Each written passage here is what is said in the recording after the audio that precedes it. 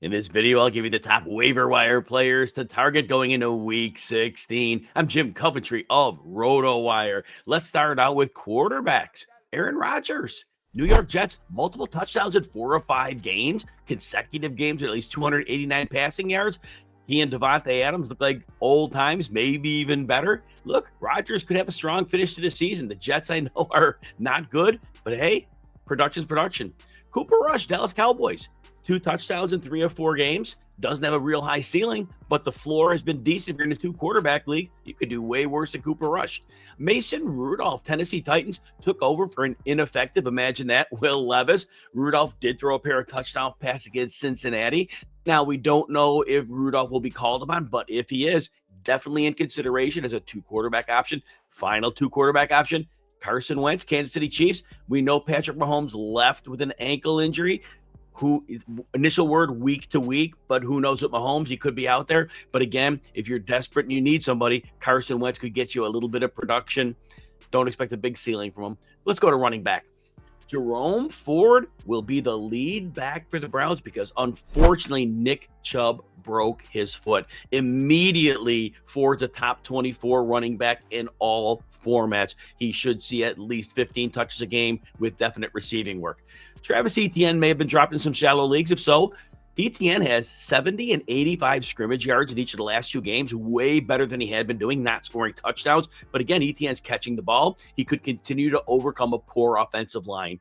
Kendre Miller, New Orleans Saints. He had seen very little work against the Commanders, but Alvin Kamara left with a groin injury. Miller then got 9 carries for 46 yards, looked very explosive in his opportunity. If Kamara misses time, Miller should have at least flex level production and maybe significantly more.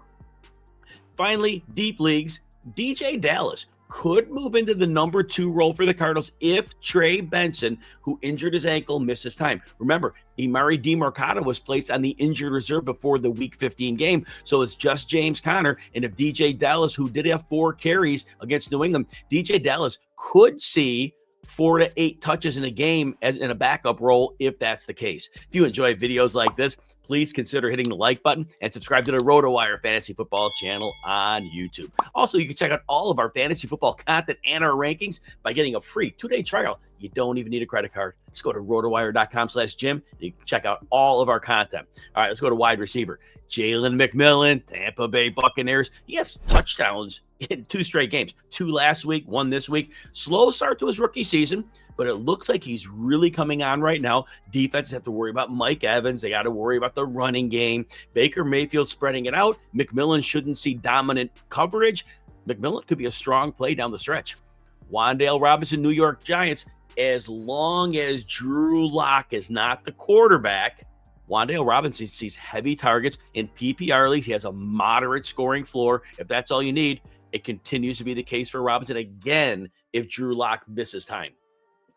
Jalen Coker, Carolina Panthers, was second on the Panthers with 6 targets against the Cowboys. That 83-yard touchdown is probably hard to repeat, but Coker has been very solid when he's been on the field. Adam Thielen is certainly likely the lead guy, but Coker is going to be involved here. And Xavier Leggett did lead the game with an injury. We'll see how that shakes out. But yeah, Coker could be solid down the stretch as well. Adonai Mitchell, Indianapolis Colts, could see a full-time role for the Colts if Alex Pierce, who suffered a concussion, misses time. De'Ami Brown, Washington Commanders. He caught 3 passes for 30 yards on 4 targets. It was his first game taking over from Noah Brown, who's on injured reserve, done for the season.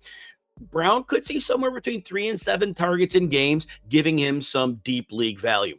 Finally, Tim Patrick, Detroit Lions. He remains productive, scored another touchdown against the Bills, gets at least 4 targets in most games. Production could dry up at a moment's notice, but again, he's playing regular snaps and he's been productive. Malik Washington, is that a bonus one?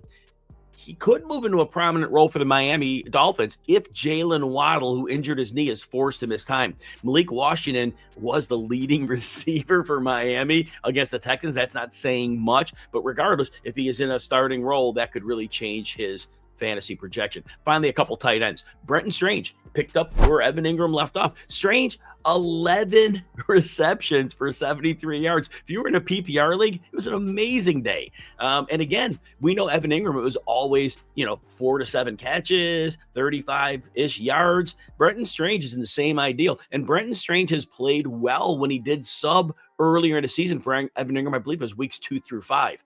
Stone Smart, Los Angeles Chargers, played well in relief of Will Dissly, 5 for 50. If Dissly continues to miss time, look, Justin Herbert will throw to the tight end. I know Smart had an easy matchup, but regardless, athletic player, could see some more